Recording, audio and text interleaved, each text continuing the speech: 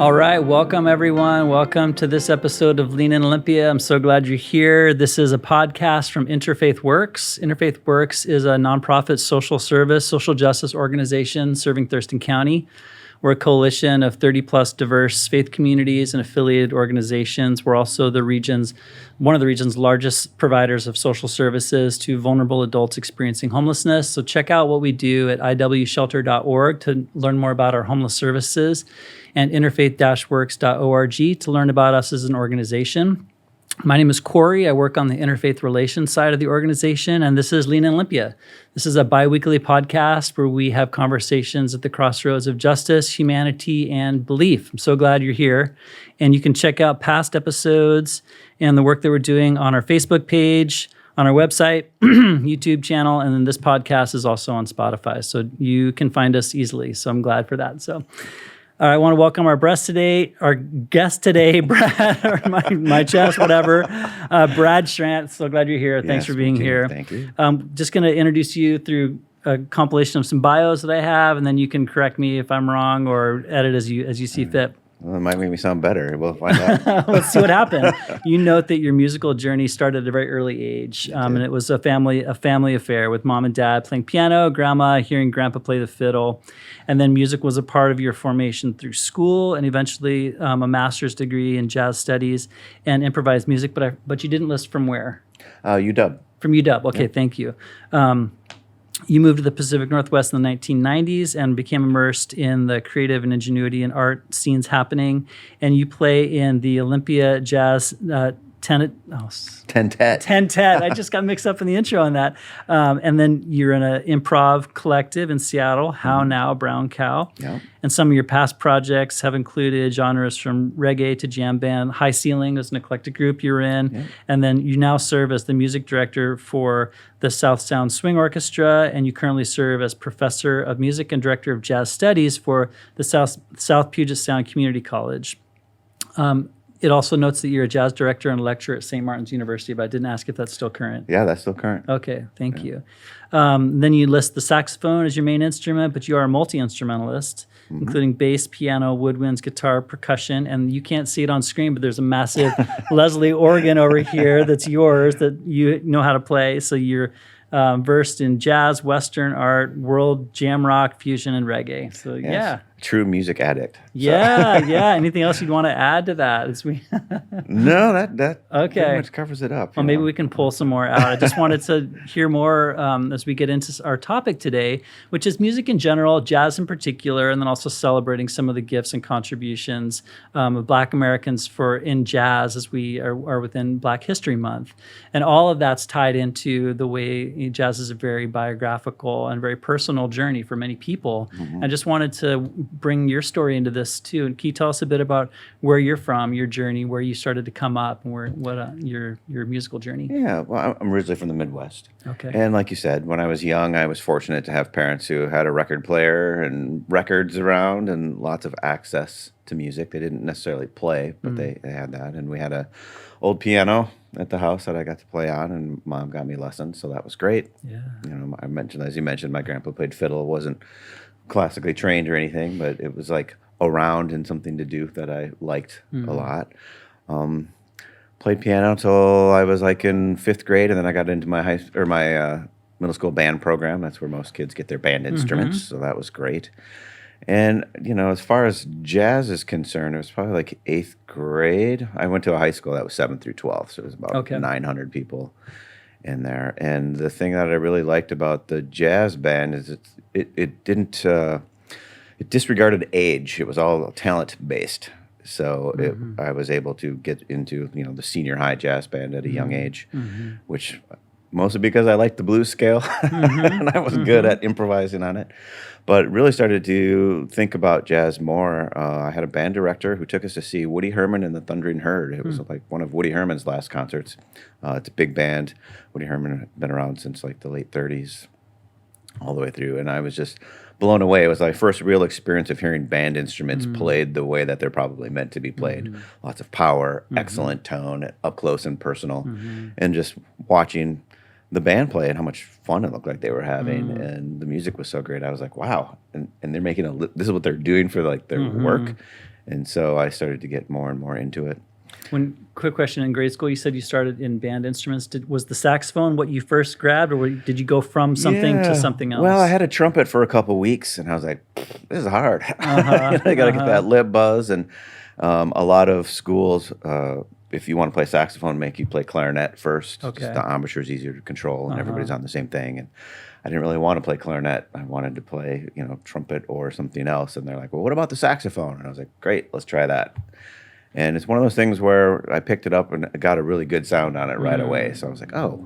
And because of piano, I already knew how to read and count and all that. So it's like exponentially went up. Getting ready. Yeah. Who at that time, and even farther as you moved from high school into college, who were some of the important people in your formation? It could be in general in your life or specific to your musical journey.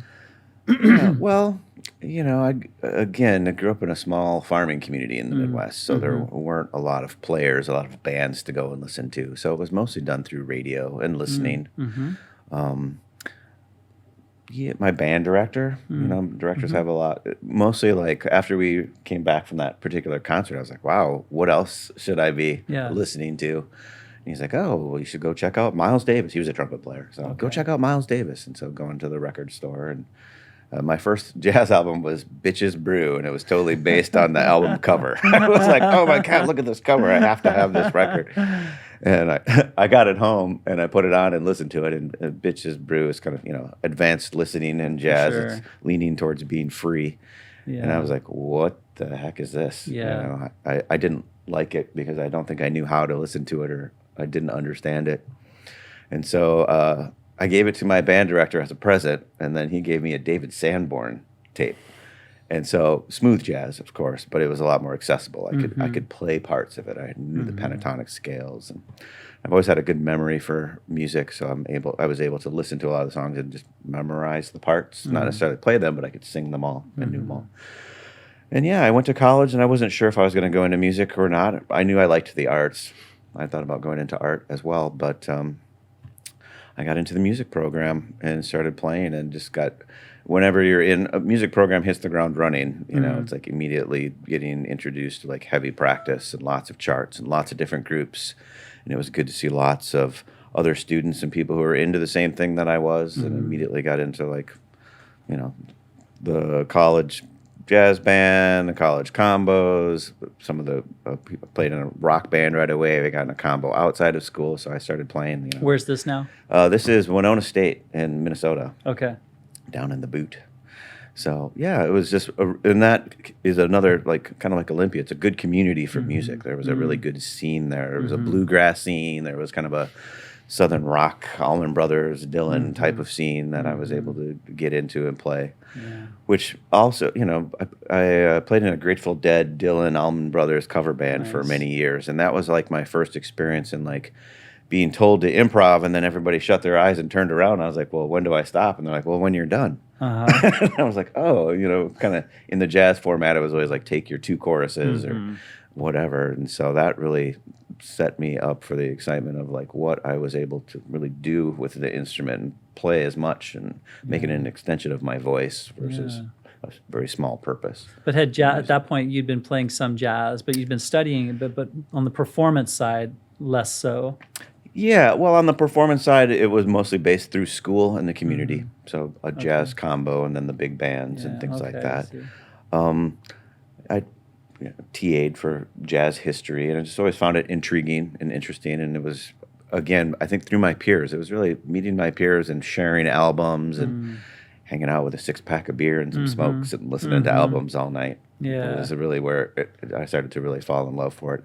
Really realizing, too, just how talented some people were. I mean, when you listen to Carmen McRae or, Sarah Vaughan, and you hear those recordings and think, wow, that was like a one take. There's no slicing in. Those people are that talented, Or my first saxophone crush was probably on Dexter Gordon. I just loved that smoky foo-foo tenor sound. And, that was kind of what got me going. Okay. And you're an educator now, a music educator now, and you referenced some important people in your past that were supporting you, inspiring you. Do you ever kind of just have a moment where you're like, think about them, or like, wow, I'm kind of that person right now. Yeah, several years ago, I was back visiting my family, and we were out having brunch, and I saw my old band director. And Oh, I was like, wow. ran over Yeah. there and was like, hey, said thank you, for Yeah. all of that stuff. And he was surprised. He remembered who I was, but didn't Uh-huh. know that I was off and doing it and all that Uh-huh. kind of stuff. So that was kind of nice. Oh, that's so cool. Yeah. Yeah, I'm sure they really appreciated that. It's probably fun to kind of connect a circle too, Yeah, definitely. Sometimes I spend so much. I've been teaching for a long, long time, a lot of private lessons too. And sometimes you get students, and I'll get them in there when they're in fifth grade, and then I have them until they graduate high school, and then they go off to college. And I always wonder, like, oh, I wonder if they're still in music or if they're still doing it. And a lot of them are. They write me, and they're like, oh, I just thought of you the other day. I'm still playing music, and some of them have gone on to have really good careers in music. Oh, that's cool. So, Oh, great. yeah. Well, yeah, I wanted to just take the opportunity to pull upon your, your longtime experience as an educator and as a performer, and just have a conversation around this unique American art form of jazz that you've given a lot of your life to, and you continue to be dedicated toward it at a level of like offering instruction, performing, trying to the art form, the genre is really based off of people innovating it and expressing it, and you're doing that in many aspects of your life that I just labeled there.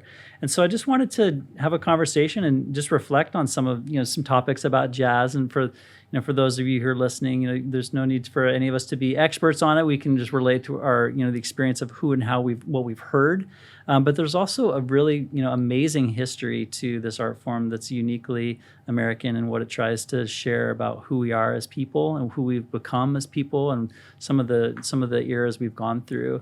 I almost don't even know how to like start a conversation about it. But I guess let's start at a very general level. I mean, when you think about this, I've painted this very brief thumbnail picture of jazz being connected to the American story. How do you relate to that kind of a generalization with jazz when people talk about it as connected to the American story? Well,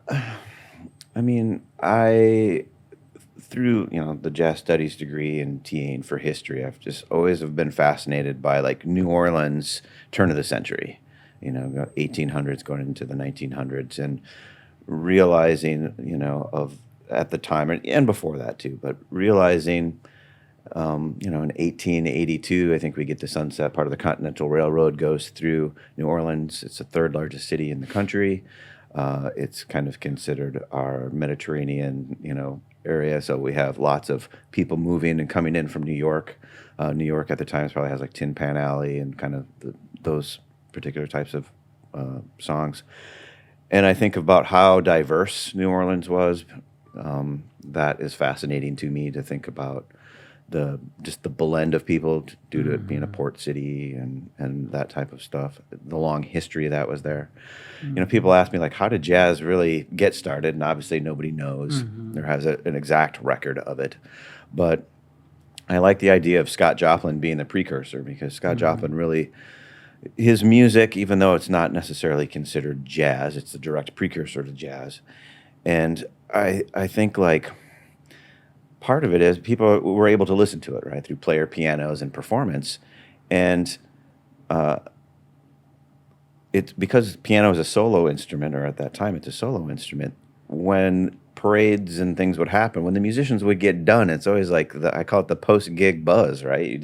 They just played a gig, they did this parade, and now they're all hanging out with their instruments, looking for stuff to do and talking. And in ragtime, they probably wanted to emulate it, like, oh, have you heard the new Joplin piece? And that's kind of, they started playing the music. And in an unorganized way, yet organized enough that everybody kind of knew what they were kind of supposed to do to make it happen. And there wasn't necessarily a right or a wrong. I mean, if I had to say, if you did something right, it was that you contributed to the conversation. And so that to me has always been kind of this, sometimes I talk about jazz being like this democratic thing that happens where people get together and they decide that they're going to talk about this, and then they all talk about that. And Conversation. they have their conversation. Some people have a lot to say. Some people don't have a lot to say, and maybe that'll change in the next song. But it's like, and I like how it's like, it can be almost like smoke, It's like, you do something, it's magical, it happens, but it was the conversation. And there's been times, I'll have like an excellent gig or something happens in a song, and we're like, wow, that was cool, let's recreate it. And it doesn't quite get recreated the same way because it's missing the spontaneity that created it, or the environment that created it, or the emotions or the feelings that created it. And so I just think that innovation definitely ties into the American story of innovating. And it's like, we don't innovate by ourselves. We do it in a group. And you have being able to, take criticism, give criticism, critique, and try to make things better. And if that's kind of the goal, things change and grow. What I've heard too about some of this time period you're talking about too is that there've always been really intense pressures of like racism and classism in our country, and music can be a bridge that can supersede those. And from what I've heard from those periods of time, there were some moments of legal precedent that sort of broke down some of the classism, especially with Creole people, to where they lost some of their status and they were kind of blended into some of the Blacker communities, creating an opportunity for the music to do something that like the classism itself wasn't necessarily trying to promote. So this is an example of like art finding art and creating something despite social pressures, social pressures which might have prevented that from happening. Oh, for sure. I mean, in thinking about New Orleans, and you're right, there was like the African American Black population, there was the white population, European, and then we have the Creoles and people who were mixed, and some people passed to be able to basically go back and forth between the groups. And Creoles were known for being educated. Some of them were. They were able to study in conservatories before the hardcore split came. And that's another thing I think that's just interesting about the music, being able to take European classical art form music from, the late 1800s and realize that all the gigs that were happening and the societies that were happening weren't always, classically white bands. They would sometimes have Creoles in them that would then able to take that music to downtown and hang out with the African Americans, and they each had their own thing. And I kind of feel like the Creoles were able to like take it back and forth, if you will. And so I just think that that's an interesting concept. When you talk about that period of time, late 19th century, are you more drawn to it, or is your interest more piqued by the history, or is the music one of the top like types of jazz that you like? Oh, it's probably the history. I like that style of music. I mean, I think it was Miles Davis when they told him that he was a jazz musician. He's like, I'm not a jazz musician. Louis Armstrong's a jazz musician. Some people say jazz died in the 1920s when ragtime ended. I like that style of music. I like playing it. It's not something I listen to a lot. It's not something I have an opportunity to play a lot, but I understand the rules that are engaged when you play it. And so from that standpoint, I like it. I like how it changed. I mean, ragtime being a jazz or a conversation, you can have a good conversation with like 4, 5, 6, 7 people, but once you start to get more, it starts to break off into other conversations, right? So, that's a problem solved by like, well, let's get some writing involved. And now we move into the big bands, and then the big band swing starts to happen. And, so I'm interested in the flow of like what caused the changes. What were they? Who was involved? Who was a cross pollinator? I guess when we think of Louis Armstrong, he pretty much stayed true to his style of music and what he did. But there were other musicians of the time who, Ben Webster, for example, of people who maybe started in one style and started to move, liked to stay on top of the curve of what was going on. So I just really appreciate the diverseness of all of the musicians, especially the concept of staying true to what it is that you like to do, that you want from your music. We were talking about like the American story, and there's it's such a young country related to many others, but one of the attributes that people oftentimes give the United States is like this kind of restless, it's an experiment in democracy. It's a restless experiment in capitalism. there's a kind of emergent energy that has a lot of risks and and rewards too to how we are as a nation. That's often expressed in the formation of jazz too. And I was wondering if you could talk to how you've some of these innovators you're talking about. How does jazz like reference a lineage, but then use that to turn and to create something else? Because I think any true humble artist will say that to create something out of nothing is really quite a statement to make. Yeah. You probably that's probably an indicator of someone who's doing some serious self-promotion. Like we create through a connection with what has been. For sure. Absolutely. Well, and roots of jazz, I mean, we're mostly dealing with the polyrhythms and the things that, I guess we talk about European contributions of being like chordal structures and, Western art music, meeting polyrhythms and dance from African cultures and those fusing together. I would almost link the excitement to, or the comparison made between like electronics and the ability to record and use all of the programs that are now available today and how it's being incorporated into music, like when drum machines and synthesizers started showing up. It's like, wow, this new palette opens up. And so definitely, I mean, especially around that time, just even having band instruments. I mean, the saxophone wasn't even invented until 1845, and then through its usage and all that. And again, music changing from, or the instruments being used for orchestral music. Most of the time it was marching bands. I mean, John Philip Sousa and his marching band traveling around the country, but just like the excitement of what that is. And then wanting to create, wanting to write, create what's around you, what you see, what speaks to you. And so, sometimes when I play certain songs, it's like I can feel or, imagine what the composer or the writer may have been thinking when they wrote it.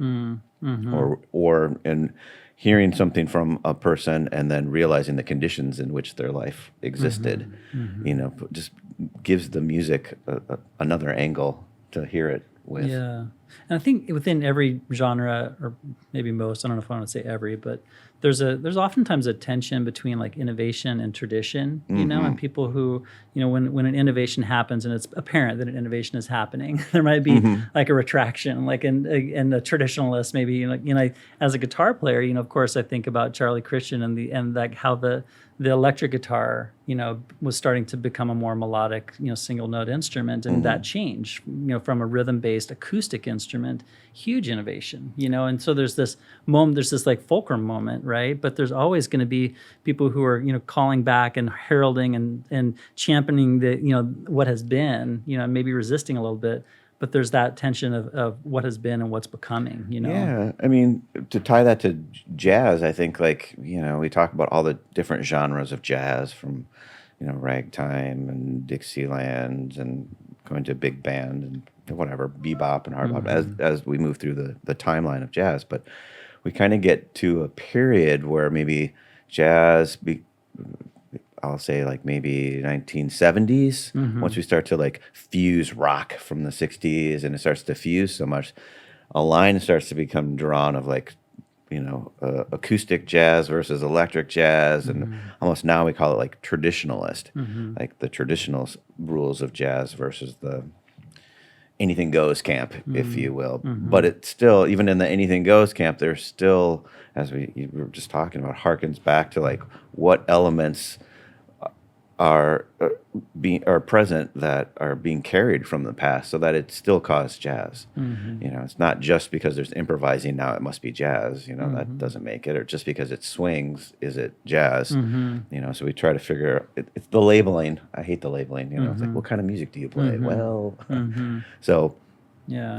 I think that has something Well, I to do with it. appreciate though you sharing that, because I mean I do want to talk about improvisation too, and the thing about jazz music is it features improvisation, but artists, like yourself, people who are improvising in jazz or free jazz, open music, oftentimes, those people they know from where they're bringing their sounds, and they know what's behind them and are able to reference it. but they're expressing it in a way that might not even be recognizable, but they usually are holding that lineage in them as they move forward into this new expression. Oh, exactly. I mean, my How Now Brown Cow band, we're an all improv collective, but it's not free jazz.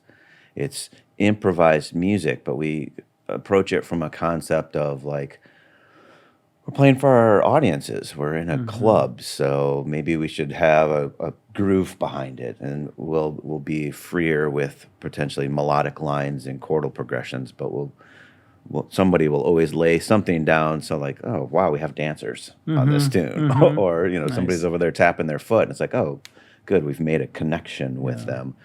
And I mean, I love it. People come up like, oh wow, what was the name of that last song? And I was like, we just made that up. We don't really have a name. They're like, oh, it kind of sounded like. And I mean, that's really what it is. We play a lot of it kind of sounds like this or whatever I'm influenced by. I might be driving to the gig. A couple gigs ago, I was cruising up to Seattle and I was listening to, I think Soundgarden came on. I was listening to some like the old 90s rock.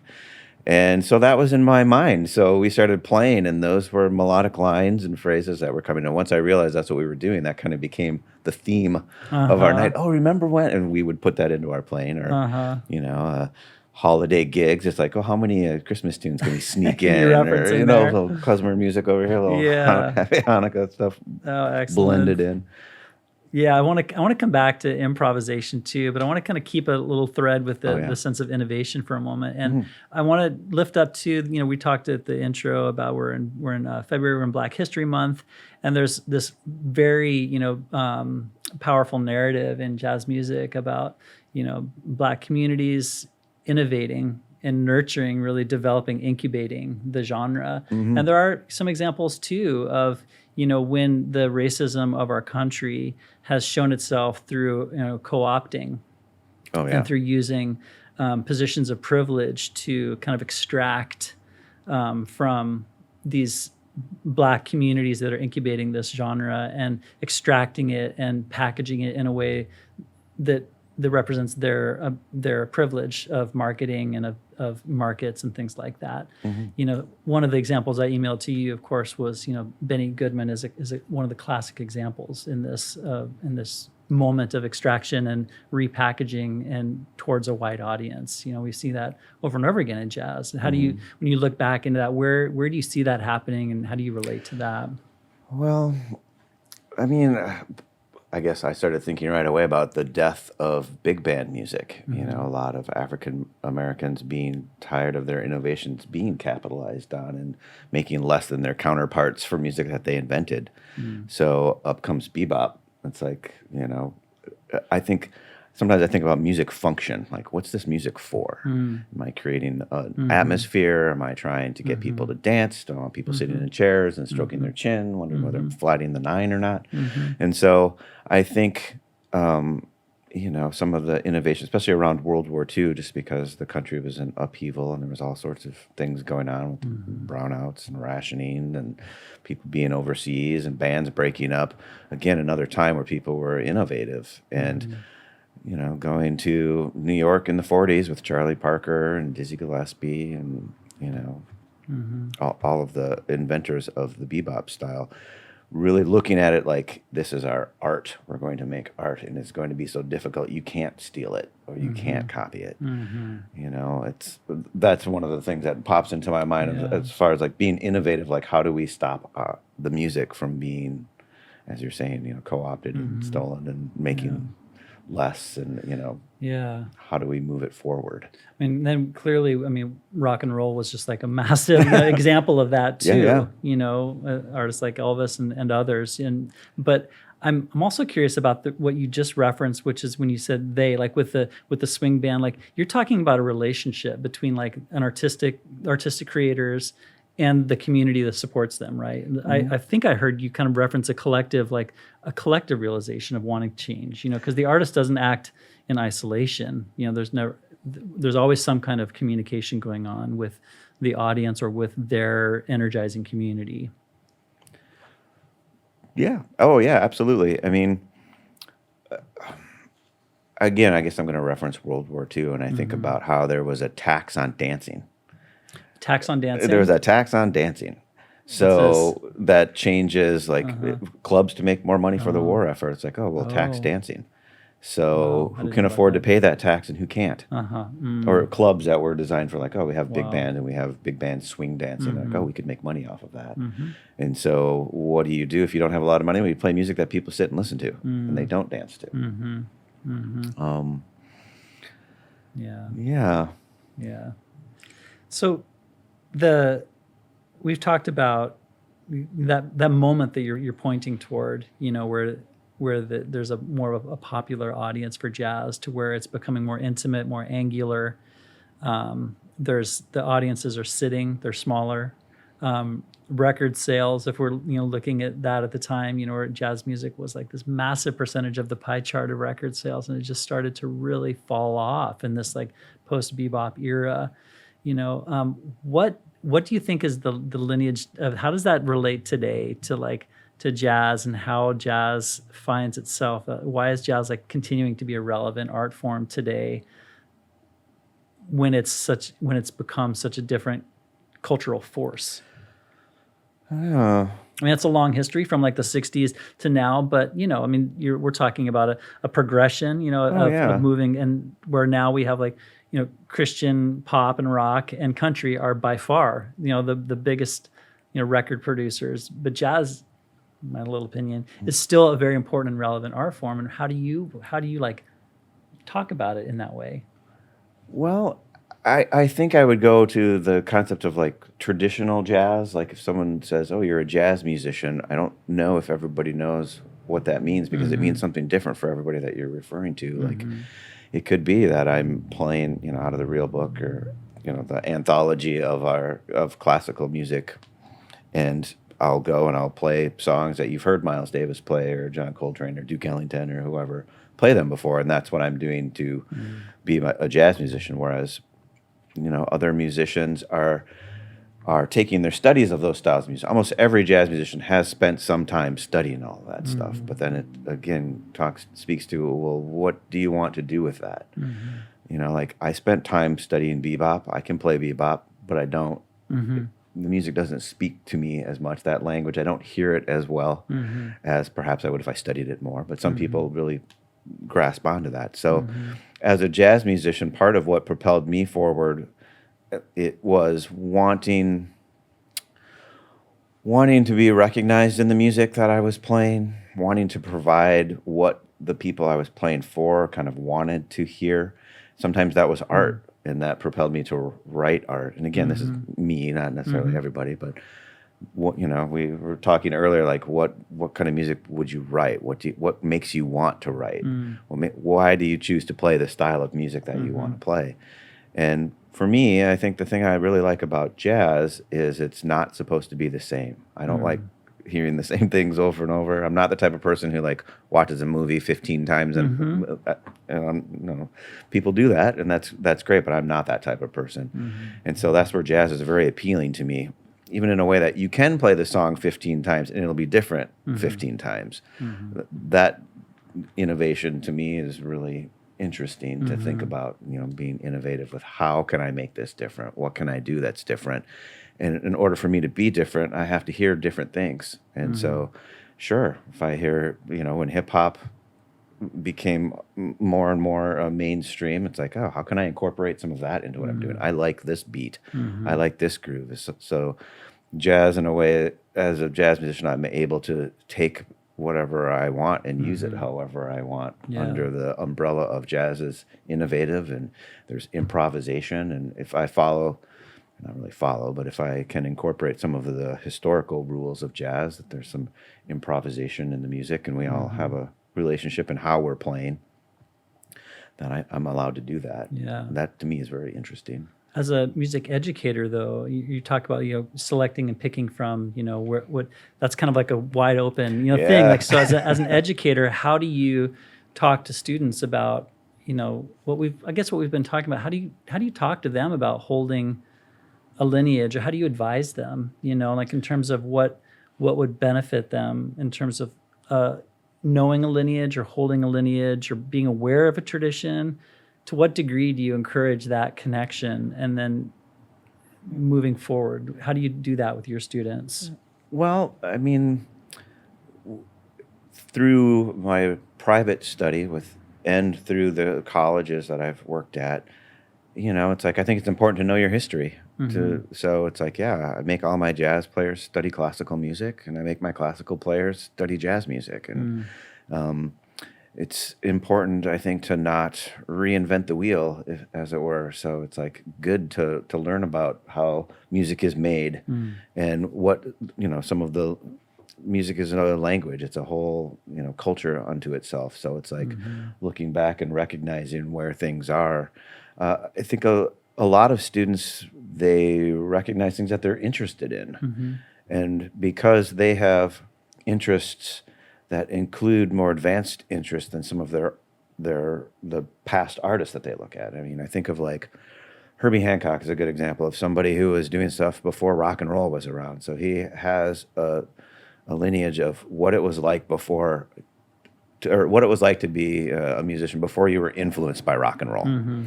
or Mm-hmm. before and so I think that's really interesting. Or going Yeah. back and listening to Mozart and Beethoven Mm-hmm. and Bach, and Mm-hmm. what they were doing, and how can I utilize what they have, Mm-hmm. which can help me create new things because I have that palette now, Yeah. Yeah. where they didn't have that before. Yeah. So you encourage your students to have kind of an appreciation historically, but also you're asking them kind of to hold a pretty wide lens and to bring it towards Yeah. themselves in the present moment. For me, I think it helps them personalize their journey in music. There's things that you have to do in school. We learn to read and write. We learn Yeah. some math and all that stuff. And you can be pulled through that. Like, here's how the math is. But it's hard to pull somebody through the arts. Mm. It's like they have to have some passion for it. And luckily, almost every student I've ever worked with, they're there because they want to be. They have some passion for the art. And so, and some of them come and they're like, I want to play classical saxophone. Mm.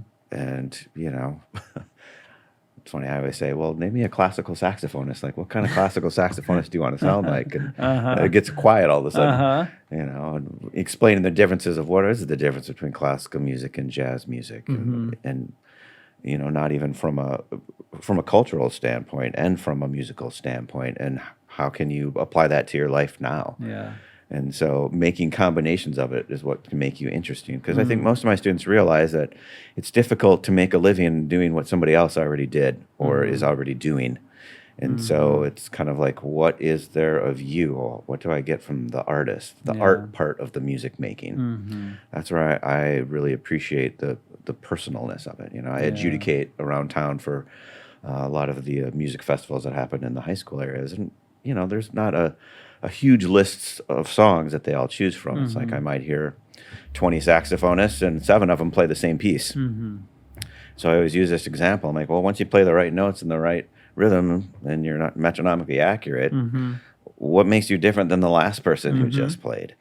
And there are times where, maybe somebody does mess up the notes or something happens, but they play in a way that is immediately recognized as personal. Like they have a connection where they are glowing with the music versus, I've definitely been accused of the button pusher. It's like the theater gig, and it's like, play it just like this. This is exactly how it goes, and it's like, oh, okay.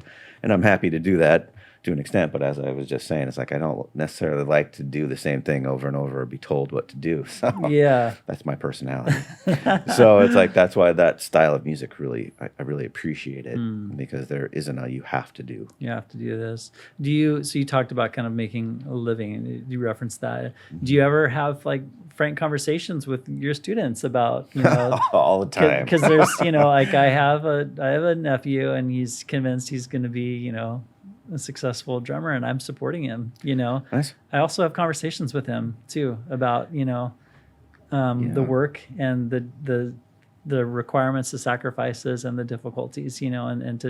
It's a balance between wanting to hold up his like energy and then also like having some lived experience to talk with him about it. Yeah. Well, I mean, I really think, and I mean, now that I'm over at SPSCC, I'm telling the students this all the time. Like, you need to think of yourself as a business, because that's what you are. I mean, you can. Lots of people play really, really well nowadays. I mean, you can flip on YouTube, and I flipped on YouTube the other day, and I saw an 11-year-old a girl with a recorder ripping out Charlie Parker. And I was like, oh, okay. There was a time where people were like, throwing their horns in the river, like, I'm never going to play like that. I'm done. So it's like the aspect of playing really well. I mean, that's definitely part of it. But then it's like, well, how are your personal skills? Do you like to communicate?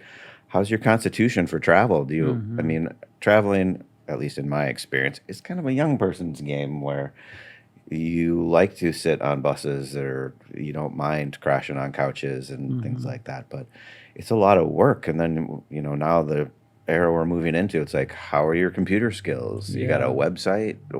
How are you marketing yourself? What are your marketing skills? Do you know how to track your money? Do you know how to run your band? What happens if somebody quits? What's your connections like? So there's a lot to it. And to become a professional musician, you don't necessarily have to go to school and get degrees and all that. It helps. It puts you in a peer group right away, that's probably one of the bigger benefits of being in school is here's your peers, people who are into the same thing you are. And I stress to them how difficult that is once you leave school. It's like you don't have a class that you're going to where there's 20 more people who are kind of living the same dream you are. You have to try to find that. Pretty fast dispersion after and school. especially post-COVID, it's just wow, everything's online now. So it's like, and maybe that'll be how the connections happen. But, the days of going when I first moved to Olympia, it was going to the open mics and there was like 20 musicians there and you got to hear them all play. It was like mini auditions that you were getting to watch and finding people who were interested in the same things you were. Or, good connections, but they weren't interested in the same things you were. You wanted to get together with them too. So you could see, well, what do you have that I haven't seen yet or heard yet? Yeah. So that aspect is really difficult. What your music is for. I mean, I don't discourage anybody from pursuing music because you can do music in lots of other things. Yeah. It's a good skill to have. It's a humanity skill. It's like people who are into music are interesting. Yeah. I think so anyways. Or art or just, the things that you're into is what makes life interesting. Yeah. So, knowing that just because you didn't succeed in selling 10 million records or getting 10,000 likes or something like that, especially knowing how the industry works, it's like, do it because you love it. And that's kind of how music was for me. I never was like, I'm going to be a professional musician and here's my track and I got all this support and people are helping me. It was none of that. I just did it all the time because that's what I'd like to do in all my time. I mean, I've had plenty of like part-time jobs and, grocery store jobs and working weird hours so that I could keep my club gigging hours open. And then the concepts of teaching, I recommend that students who are interested in playing, they learn how to even just give some lessons. It's not only really good for them to make sure that they're covering their basics, but to be able to share with other students. And I learn a lot. I mean, I learn stuff from everybody. If you've got something cool, I'm going to steal it. Awesome. It's like I might have a first year students who are like, how come I did it like this? I'm like, oh, wow. I guess I've never thought of that before. Yeah. So that in music is really intriguing to me too. I feel like I'm constantly learning stuff, even though somebody might look at me as the, quote unquote professional in the room. I'm just another person who wants to play music with people and listening. So it teaches good skills of like how to listen, how to organize, how to get along. And then I'm like, learn how to teach. Maybe you're into ethnomusicology or maybe you're into theory but very few people, go to college and get a doctorate in theory and then just like hang out or self-employed in a business, giving theory lessons. It's like your track is you're probably going to be at a college or something like that. Well, I think it's so hard to sustain, that aspect of like, commercial, like to support fully as an artist is difficult. But also you talked about like motivation, and I think in one of the words that, in my sphere, in my world, spirituality, is one of my, it's kind of what I do. Like I work in spheres where I nurture that and I'm attentive to it. And I recognize that spirituality exists in each person's life in different ways through different, expressions and names. And music has been a central aspect of spirituality for me. And that's essentially what I understand it as, like a place of connection with what's most meaningful, what's most energizing in my life, Absolutely. And this is one of the things that I celebrate with music when I can watch music happening and I'm literally watching life being affirmed, creativity happening. And a person's being energized, and that there's almost, to me, there's very few things that are that equivalent, as to when I'm watching people be a part of music at that level, and that's different than commercial success. It's different than, there's, we all go to the woodshed, we practice, but like that moment where you're in the music and being like, just held by it is purely beautiful. Absolutely. I was adjudicating a jazz festival a couple days ago out at Black Hills High School. And one of the things that one of the directors said right before the kids started to play, their bass player called in sick. So Okay. they're all kind of freaking out, right? It's like, oh no, we're losing like a pretty important instrument in the band. And the band director's like, well, I'll play piano and I'll try to play the left hand, or bass notes extra loud. And she looked at him, she's like, well, here we are. Let's just make sure we have fun. That's what's important.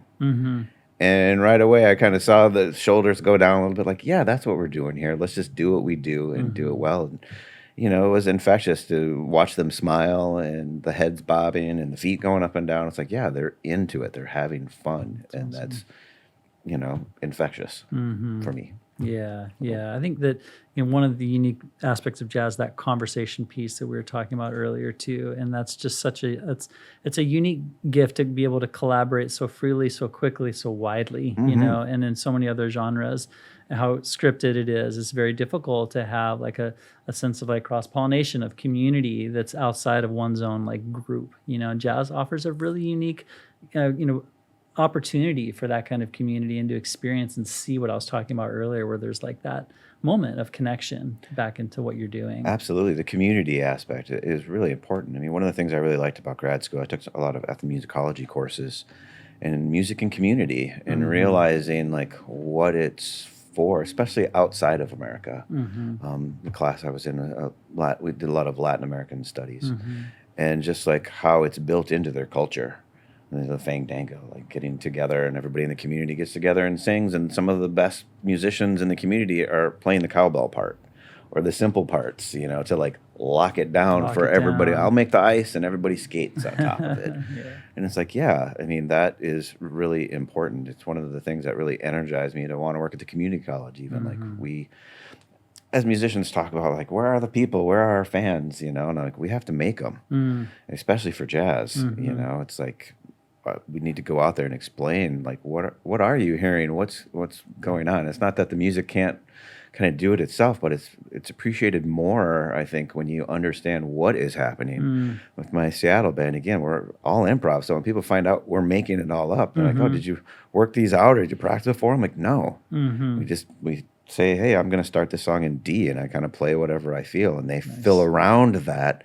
And that's what's happening. And once they realize that, they tend to pay attention more. Okay. Or maybe they'll try to influence more. Yeah. Play something that makes you think of green or whatever, It's D minor, the saddest key. Yeah, the saddest of all keys. Of all keys, Well, as we start to wrap up, I want to give you some time to talk about the program at SBSCC, because you started there in September. Yes. So, and you're bringing a vision to that program. You're bringing new lens, a history. What's on your mind? What's on the agenda out at SBSCC? Well, I mean, I'm very fortunate that I have a really good dean and there's a good president out there. They support the arts. They want to see that department grow. I think, the numbers are in that the arts are good for people. They do good things for our brains. They does great things for our community. And so they brought me in as a jazz person to see what I could do. And it's still some long-term things I'm working on by starting, some ethnomusicology courses, a jazz history course. I have the big band out there. I'm still experimenting with that. And as I get more and more people from the community in, I hope to, have an audition band and an everybody can be in it band. I'm hoping to do improvisational courses and split up. One of the things I really like about the job is I'm becoming a hub, or getting lots of calls from new people that move into the area. Like, hi, I'm retiring, I'm moving to this area, or the military brought me here, or my wife got a job out here and I'm working online, so I'm here. And how do I want to be in the community? Well, they call the community college and see what's going on. So I'm getting those calls. And it's, that's great, because now I have people for the gigs. When I can't find somebody, I got a nice list, fresh list. But, arrangers and composers are moving to the area, and so it's like finding ways to fold them into the college scene. There's a new person who moved into town who's very prolific in his writing, and so he was like, man, if you ever need anybody to do a writing compositional course, and he's done all the commercial things. And I think a lot of times it's like, especially at the community college level, a lot of people like to share what it is that they've learned. I often will share, if there's something to do wrong, I probably have done it. So I like to share that, like, well, you could do that, but let me That's tell the quote of the podcast right there. let me tell you what I did once like that. It didn't work. So, Yeah. I just think that that's really interesting and important because it helps the community grow. It helps us feel more closely knit to one another.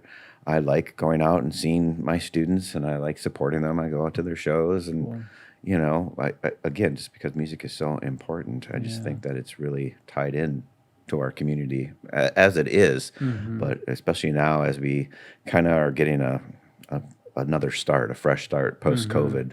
Yeah. I'm hoping that some clubs can start coming back. I hope some all ages clubs can come back.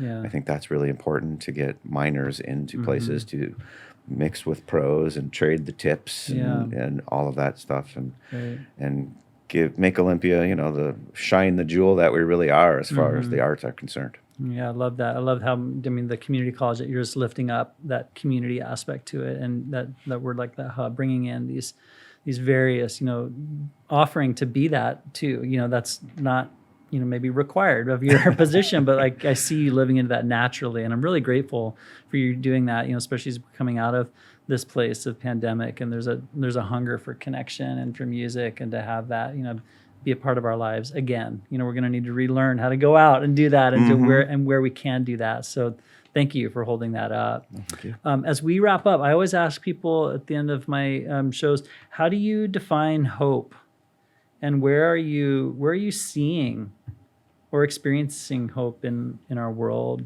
today? Ooh, that's a big one, especially where we are now. It's easy to not see hope, but hope, I like the fact that I feel it when the last Arts Walk, I felt a lot of hope. When I just saw a lot of people out, like, wanting to connect. That made me hopeful, because it starts with that. And it's not for people who can't go out and connect and are connecting through. I think we doubly connected. We connected through Zoom and all of our onlines, and I suddenly realized, like, wow, I'm actually seeing my parents more often than they still live in the Midwest. It's like more than often than I fly back, I can now at least see them.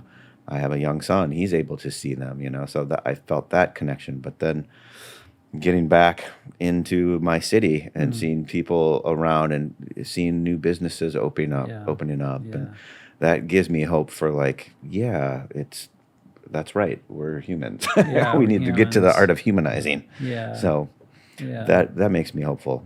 Great. For sure. Well, thank you so much for the conversation today. I mean, you're holding the lineage of innovation and tradition and jazz music, and just I appreciate the work you're doing at a community level at SPSCC and beyond too. So thank you for all you're doing. Right on. Thank you. Oh, can I make one more plug? Yes. On March 14th of this year, in less than a month, Allie Jackson is going to be coming to SPSCC. Going to be opening or headlining the show. He is a drummer and plays with the Lincoln Center Orchestra for Wynton Marsalis. So he's coming out he's playing a big show in Seattle. Okay. He's got a big show in Portland, but then there's that week of in between the weekends, like, what else can we do? So they gave me a call, and I was like, please come down. So he'll be here with a guitarist. He'll be on drums and a bassist, and then the SPSCC Jazz Band will be playing as well. So where will that be held? That'll be at the Menard Center over at SPSCC. Okay. It's a suggested donation of $15, but we're moving to a free concert. We're thinking about equity. Really? Yeah, wow. And, like, everybody should be able to go and see shows and not have to worry about, if I bring grandma and grandpa and all my siblings, there's 9 people at $15 a pop can be an expensive night out for a family. So now it's taking donations and come and see the show. So that what's means the best way for early. folks to go find out about that then? spscc.edu. Okay. It'll be on there. We'll have flyers up for the music department. Oh, great. Okay, that was like March 14. March 14th, Right on. 7:30. Okay. Great. Thank you. I Yeah. appreciate that. Yeah. So again, our guest today is Brad Schrandt, and I just really appreciate you being here today. Again, this has been Lean in Olympia. You can check out past episodes on our Facebook page, website, and Spotify. And thank you all for being here. Appreciate you. Hope you have a great rest of the day. Thank you.